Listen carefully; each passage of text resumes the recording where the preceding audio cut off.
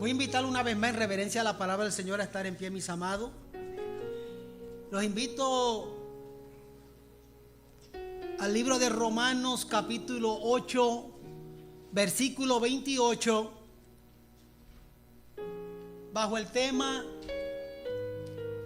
si es parte del plan de Dios.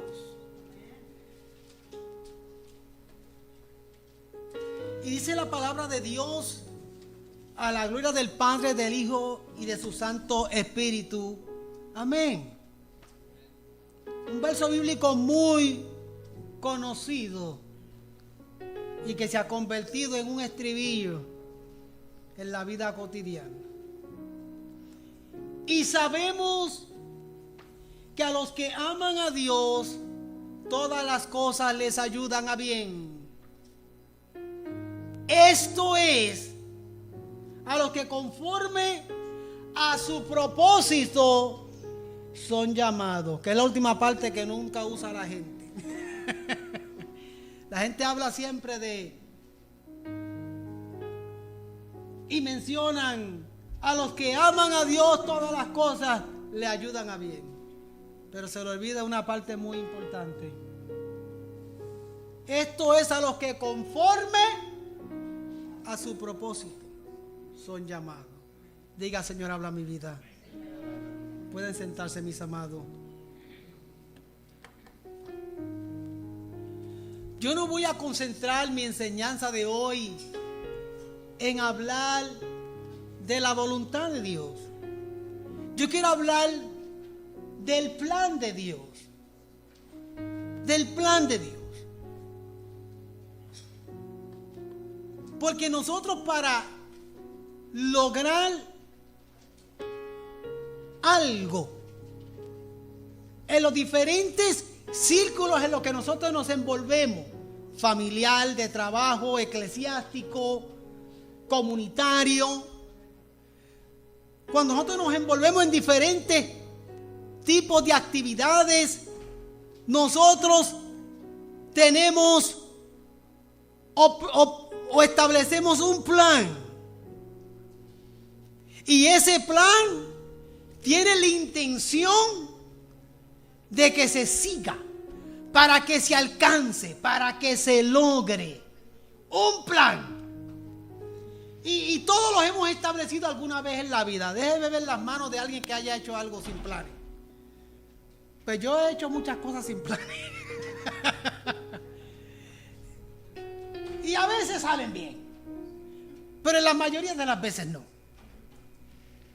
Pero sí, todos hemos planificado algo. Yo, en lo personal, soy una persona que me gusta planificar todo lo que hago. Todo lo que hago diariamente. Y ustedes que ya me conocen bastante saben que me planifico demasiado. Creo que me exagero cuando planifico las cosas. Y cuando planifico las cosas, muchas de las cosas que planifico, estoy planificando contando con personas que no le he dicho cuál es mi plan. Simplemente asumo que van a seguir el plan establecido aun cuando no lo saben. Hace unas semanas atrás celebramos la ordenación de este pastor. Y yo hice un plan. Planifiqué el servicio y el programa de principio a fin. Y me programé para que todo saliese bonito para la gloria del Señor. Y en ese plan estaban incluidos muchos de ustedes. Aun cuando no les expresé cómo quiero las cosas, simplemente caían por su propio peso. Se sobreentendía, o por lo menos yo asumía que iban a seguir. Y muchas veces, cuando el plan no sale como yo lo planifico, cuando lo preparo, como lo preparo, no les voy a negar que me irrito. Sí, tengo ese problemita. Me gusta que las cosas salgan como las planifico, porque las pienso, las oro, las medito y luego las pongo en acción. Pero cuando planifico alrededor de personas o de segundos o de terceros, siempre algo puede fallar. Y yo tengo que entender y tengo que ajustarme a las circunstancias que puedan surgir por culpa de ese segundo o de ese tercero que no se ajustó al plan que yo tenía establecido.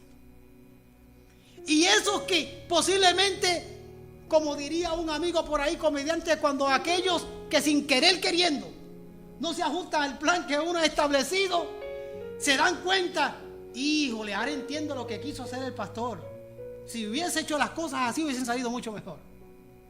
Porque todo lo tenemos que planificar. Porque cuando planificamos, las cosas no salen bien. Y muchas veces esperamos un resultado y sale otro. Y muchas veces sale un resultado mejor del que esperábamos. Y le damos gloria a Dios y decimos, oye, esto salió mejor de lo que yo esperaba. Pero qué difícil es que las cosas salgan bien cuando uno planifica en segundos y en terceros, o contando con segundos o contando con terceros. Y ahí es que se pone la cosa difícil. Se supone que mañana, y digo se supone porque hasta ahora no hay nada concreto, yo salga para un retiro de 3 días en Arkansas. Y me planifiqué porque yo planifico con mucha anticipación todas mis movidas. Y ya tenía todo planificado y el primer plan falló. Me llama un segundo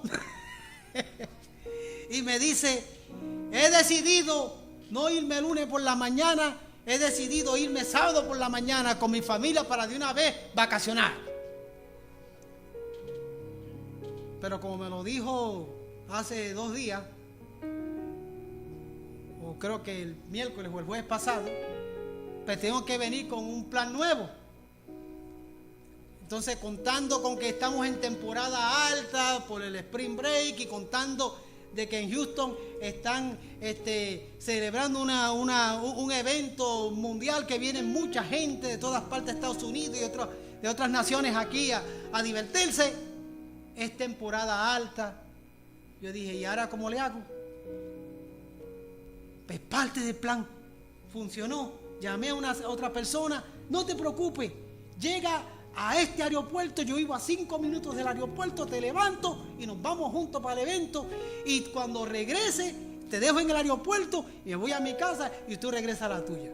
Todo quedó bien planificado. Y yo, gloria a Dios.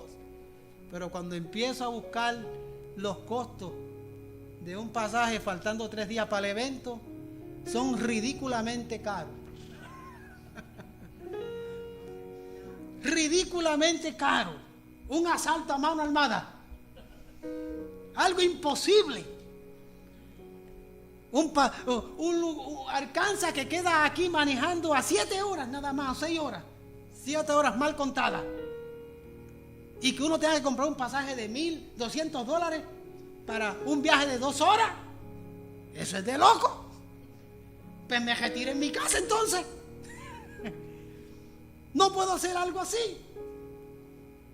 Lo que quiero decirles es que cuando uno planifica contando con segundos y terceros, las cosas pueden cambiar. Pero Dios tiene control de todo y Él sabe por qué lo hace. Y tenemos que ajustarnos. Pues sabía que el Señor también, para llamarnos a que hagamos su voluntad y para que le sirvamos, el Señor ha establecido un plan para cada uno de nosotros, aun cuando nosotros no lo conocemos. Y muchas veces tampoco lo entendemos. Y lo vamos a ver en la Biblia, porque está ahí en la Biblia. Sí, el Señor, nuestro Creador, Él planificó para cada uno de nosotros. Él ha planificado para cada uno de nosotros algún tipo de estrategia para que nosotros lleguemos a amarle, a servirle y para que respondamos a su llamado. Así lo ha hecho el Señor. Y a veces se las hacemos nosotros mismos de todos al Señor. Se las hacemos difícil al Señor. Y el Señor va a seguir insistiendo. Y nosotros puede que caigamos en cuenta y digamos, wow, este es el plan de Dios. Pero lo venimos a entender cuando es cumplido. Ahora entiendo por qué pasé por esta situación o por aquella situación. Porque Dios tenía un plan.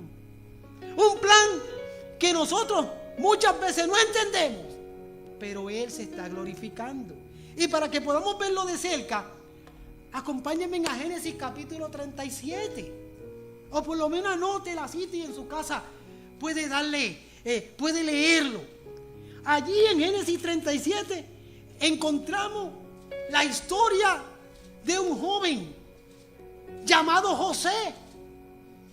Pero específicamente en el capítulo 37 de Génesis, ¿cómo se le llama a José? A José se le llama el soñador. En el capítulo 37, José no es un gobernante. En el capítulo 37 de Génesis, José no es un padre. En el capítulo 37 de Génesis, José es simplemente un muchacho, pastor de ovejas, soñador, y que era bien amado por su padre. Era amado por su padre porque su padre lo tuvo ¿cuándo? En la vejez. Ahora entiendo por qué ustedes cuando son abuelos quieren mucho a los nietos más que a los chamacos de ustedes mismos. Debe ser porque ya en su vejez como que tratan de dar ese cariño o ese tipo de corrección o ese tipo de ayuda que posiblemente por falta de madurez cuando les tocó a ustedes no pudieron hacer. Y ahora de abuelo quieren enseñarle a sus hijos a cómo criar los nietos y todo lo demás. Porque la madurez es lo que los ha llevado a eso. Entonces, José era amado, era querido, porque nació en el tiempo de vejez de su padre. Y su papá le hizo una túnica de colores hermosa. ¿Y qué fue lo que provocó eso en sus hermanos? Provocó celos, envidia, y lo aborrecían. Porque uno de los trabajos que tenía José, José tenía el don que tiene Leslie, la de Roberto. Le gusta acusar a los hermanos. Yo molesto a Leslie y ella va y se queja con el papá. El pastor me está molestando. Así, ¿verdad, Roberto? Así va y dice. Y da quejas de mí. Y vea que Dani hace algo mal y allá va a dar quejas. Y ve que la otra hace algo mal y allá va y da quejas. Siempre anda dando quejas. Y lo molesta aquel, el vecino, y va y da quejas. Y hasta del pastor Freddy va y se queja a la chamaca. De todo. Pero José no era que se quejaba per se, pero sí mantenía al papá informado de las actividades fuera de orden que hacían sus hermanos. Porque los hermanos de él tenían, la Biblia dice, mala fama. Y José era el que le decía al papá lo que andaban haciendo. Y le decía al papá, en vez de estar apacentando las ovejas, allá andan tomando piña.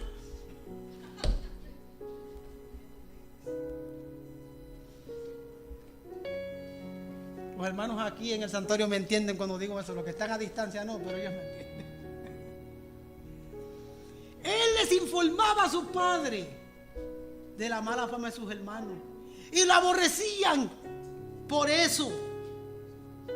De hecho, nosotros vivimos esa experiencia en nuestros tiempos.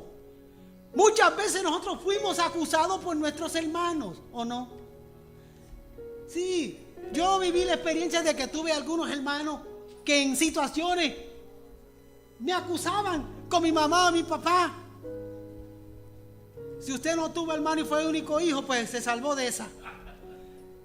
Pero siempre fuimos, nuestros hermanos en algún momento dado nos acusaron. Yo imagino que a Mira le pasó con 6 hermanas. No, hombre, se tienen que ver quejado. De Geraldo se tienen que ver quejado también, porque son como 7 también. De Delia ni hablar.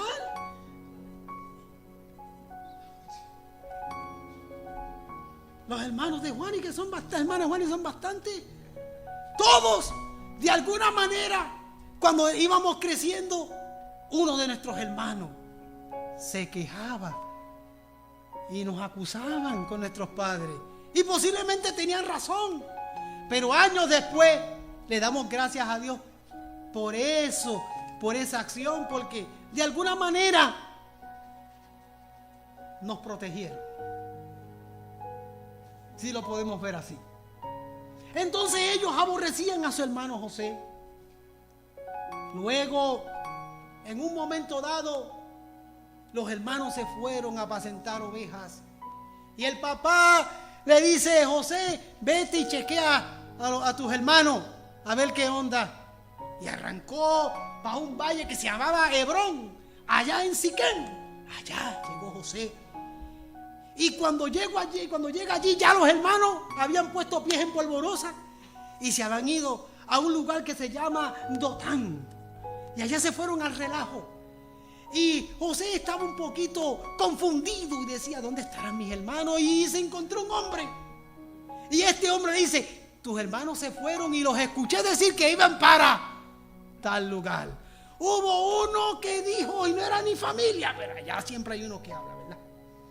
Y cuando llega allá y los hermanos lo ven, inmediatamente los hermanos dijeron: ahí viene ¿quién? El soñador. Ahí viene el soñador. Y se les ocurrió, y se les ocurrió o planificaron en matarle. Pero siempre hay uno que tiene valores más sembrados que otro.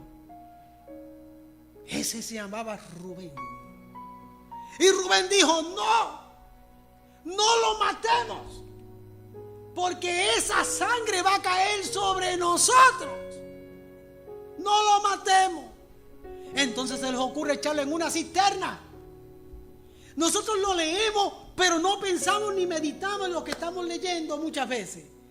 ¿Se imagina usted en una cisterna?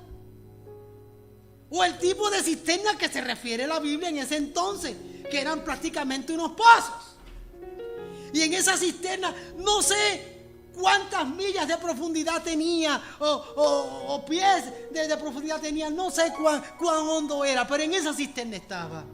Un lugar húmedo, posiblemente frío, oscuro, terrible. Y allí tenían a José. Rubén se fue a otro asunto y ellos insistían en querer matarle. Pero vino otro de los hermanos. ¿Cómo se llamaba ese? Judá. Y Judá dijo: no lo matemos, vamos a venderlo, porque vino una caravana de medianitas y vamos a vendérselo a ellos. Y se les ocurrió vender al hermano a esa caravana de medianitas que iba camino a Egipto a vender mugrero. Sí, porque era una caravana que recogían de todo y iban allá a Egipto a vender todo eso que ellos llevaban. Y ahí se lo vendieron a él. Porque antes también no simplemente se transportaban cosas como mucha gente hacen aquí todavía. Esa costumbre todavía existe.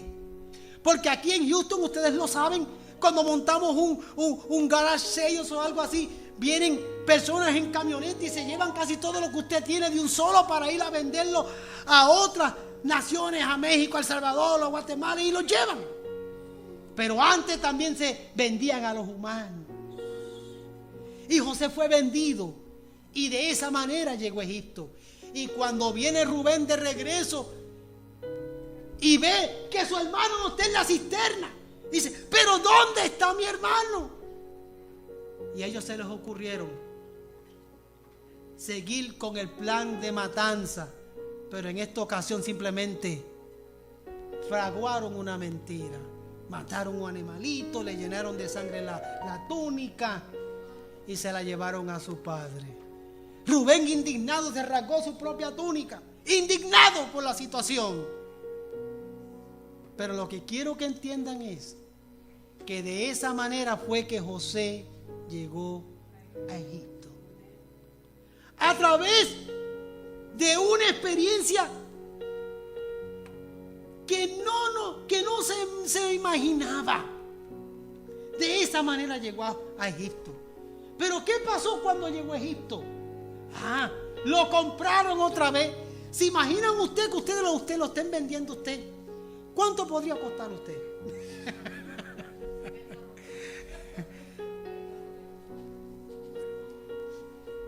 ¿Cuánto costaba José que se lo vendieron esa caravana de madianitas y después lo revenden allá en Egipto? Y lo compra un oficial del faraón. Lo compra un oficial, un capitán de la guardia lo compra, llamado Potifar. Él lo compra y se lo lleva a su casa. Y en su casa es más que un sirviente, un mayordomo, el que estaba a cargo de todo. Pero algo notó ese hombre. Ese hombre notó que Jehová estaba con José. Bendita la gloria de Dios. Porque todo lo que él hacía prosperaba, dice la Biblia. Todo lo que él hacía, todo lo que organizaba, la Biblia dice que prosperaba. Dice el versículo específicamente: mas Jehová estaba con José y todo lo que hacía prosperaba. Y eso está en el capítulo ahora 39 de Génesis. Llegó a esa casa y allí Dios lo bendijo. Trabajó, todo prosperaba, al punto que ya le encargaban toda la administración y no se preocupaban por nada, porque nada faltaba y nada fallaba. Pero vino un instrumento de Satanás, que el Señor lo reprenda. Se levantó, como bien dicen aquí, una lagartona. Se levantó alguien que no tiene más nada que hacer. Se levantó una mujer que tiene marido, una mujer que no tiene que poner sus ojos en otra persona que no sea el esposo.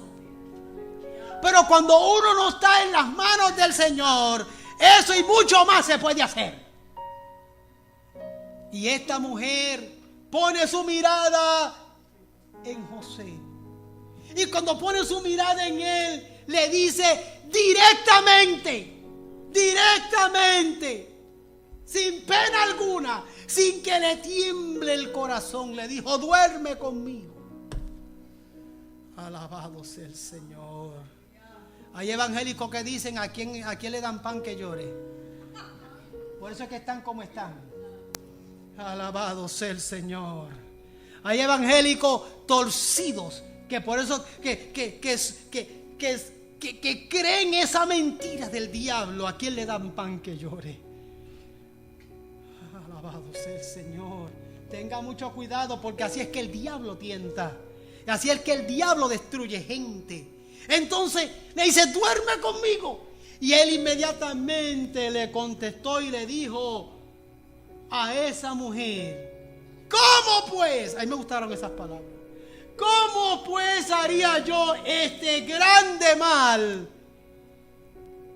y pecado contra Dios?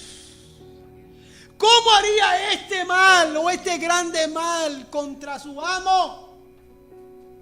Pero más le preocupaba y este gran pecado contra Dios. No solo estaba en juego su integridad y su reputación delante de su amo,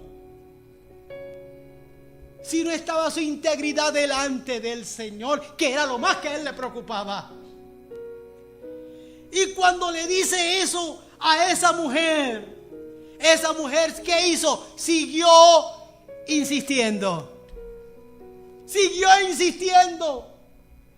Porque cuando te ven firme, insisten. Hágate cuenta que mientras más fuerte y firme es usted, más van a reciar contra usted. Porque la gente quiere de todas maneras ganar, sentirse vencedores, sentirse por encima, sentirse que pueden pisar, que pueden dominar, que pueden controlar, que pueden manipular. Pero la firmeza de José es la firmeza que uno espera de todos los creyentes que aman al Señor. ¿Cómo yo voy a hacer este gran mal y este gran pecado contra mi Dios? Y cuando le dijo así, esa mujer insistió y volvió y le dijo directamente: duerme conmigo. ¿Y sabe lo que hizo José? José hizo lo que muchos cristianos tienen que aprender a hacer hoy en día. José inmediatamente, cuando le vuelvo a repetir, duerme conmigo, e insistía, porque ella lo agarró, lo jaloneó, sí o sí. ¿Y qué vino José hizo? Le dejó la ropa y salió corriendo, huyó. Aleluya. Bien dice la palabra del Señor, y le hace esa palabra clara a nuestros jóvenes y a nuestros chamacos. Huye de las pasiones juveniles. Es mejor huir. Sal corriendo y no te quedes de curioso, que no sea que salgas raspado, como muchos dicen. José salió corriendo, le dejó la ropa y salió corriendo. Y esa mujer inmediatamente, cuando la dejaron vertida y alborotada, se enojó más. Entonces lo difamó. Este se prospasó conmigo, este abusó de mí, este hizo burla de nosotros. Y entonces el amo se enojó de tal manera que lo puso en la cárcel con los demás presos del rey. Pero Dios tiene un plan. Dios tiene un plan. ¿Usted se cree que José estaba entendiendo ese plan? José simplemente seguía la voluntad del Señor en oración, pero él no estaba entendiendo. Me vendieron, primero me tiran en una cisterna, aborrecido por mis propios hermanos de sangre. Me venden una caravana, de esa caravana me venden a un capitán de guardia. Esa mujer del capitán destruye mi reputación, mi integridad de persona, o por lo menos intentó, y termina preso donde están los presos del rey. ¿Usted se cree que hay manera de entender eso? Podrá ser algo entendible, pero él seguía orando y sujeto a la voluntad del Señor. ¿Usted entiende lo importante que es su relación con Dios?